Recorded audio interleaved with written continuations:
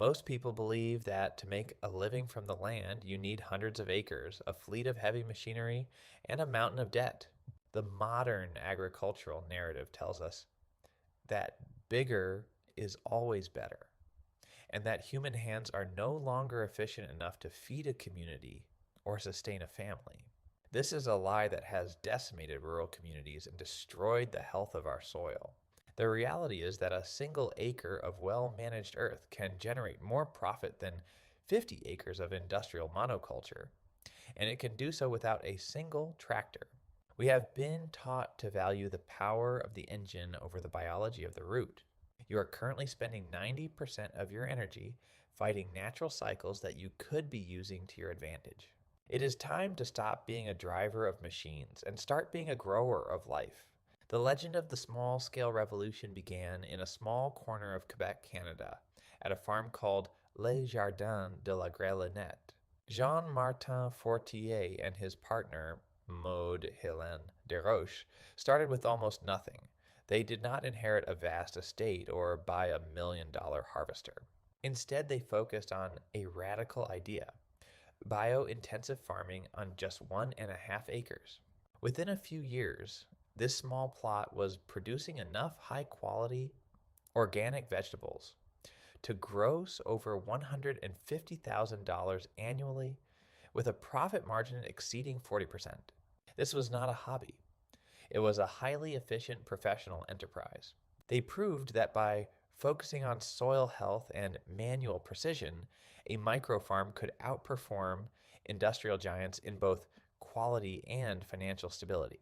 This success was not built on luck, but on a disciplined system that treats the farm as a living organism rather than a factory. The industrial farming model is a trap designed by those who sell seeds, chemicals, and steel. It relies on the constant turning of the soil with heavy plows, which shatters the delicate fungal networks known as mycorrhiza.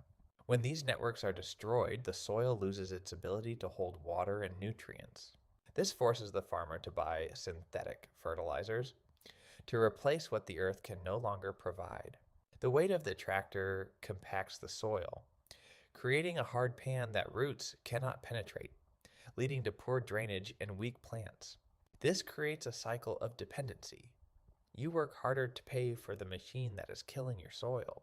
The bio-intensive method breaks this cycle by removing the machine from the equation. It recognizes that the most valuable tool on a farm is not a 300 horsepower engine, but a healthy, aerated, and biologically active topsoil. To replicate this success, you must first master the standardized permanent bed system.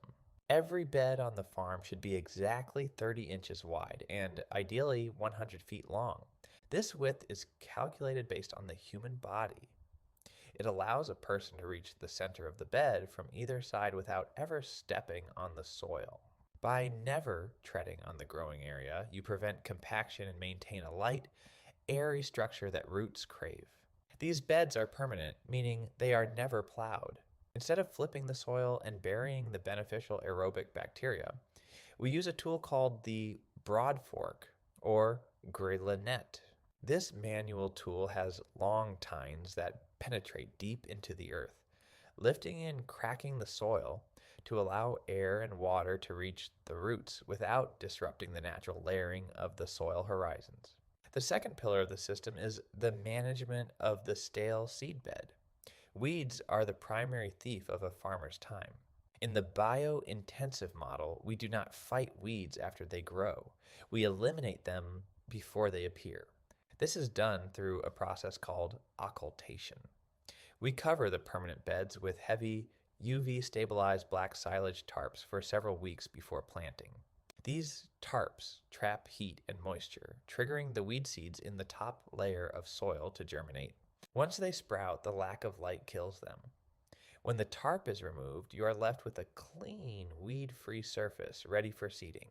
This single step reduces weeding labor by over 80%, allowing you to focus on harvesting rather than hacking at the dirt.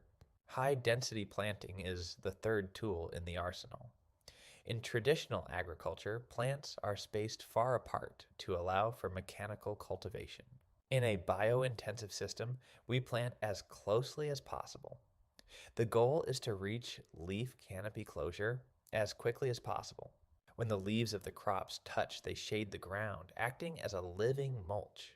This prevents new weed seeds from germinating and keeps the soil cool and moist, reducing the need for irrigation.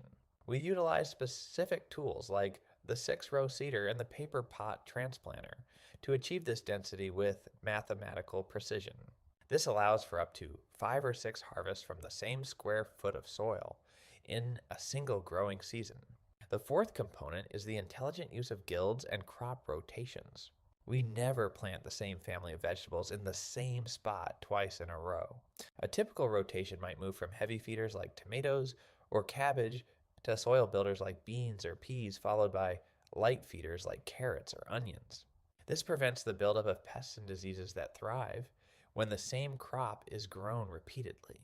We also employ intercropping, such as planting fast-growing radishes in the space between slow-growing peppers. By the time the peppers need the extra space, the radishes have been harvested and sold. Every square inch of the farm must be working at all times. The fifth tool is the integration of simple, low-cost structures for season extension. We do not use expensive, glass-heated greenhouses that consume massive amounts of energy. Instead, we use canopy and row covers. These simple hoops covered in specialized plastic film create a microclimate that protects crops from frost and wind. By starting the season 4 weeks earlier in the spring and extending it 4 weeks later into the autumn, we can provide fresh produce to the market when prices are highest and competition is lowest. This allows a microfarm to generate income for 10 or 11 months of the year, even in cold climates. Let us look at the economics. A standard 30-inch by 100-foot bed in a bio-intensive system can produce between $500 and $1,000 worth of high-value crops per harvest. If you manage 50 of these beds and achieve an average of 2.5 rotations per year, your gross revenue potential is substantial. Because you are not paying for diesel, tractor maintenance, or expensive chemical inputs, your overhead remains remarkably low. A well-trained individual can manage an acre of land in approximately 40 to 50 hours a week during the peak season. When compared to the return on investment of a conventional farm, the bio-intensive model is significantly more profitable per hour worked and per acre owned. In 1 year, you can transform a neglected piece of land into a thriving ecosystem that pays for its own infrastructure. In 3 years, you can achieve soil fertility levels that would take nature decades to build on its own. Your soil will become darker, more friable, and teeming with earthworms and beneficial microbes. In 5 years, you will have established a brand and a loyal customer base through community-supported agriculture or local farmers markets. You will have built a business that is resilient to economic shocks and climate fluctuations because it is rooted in biological diversity rather than industrial monocultures. This approach is about more than just profit. It is about the restoration of the farmer as a skilled craftsman and a steward of the earth. It is about the freedom that comes from not being tied to a bank loan for a machine you don't actually need.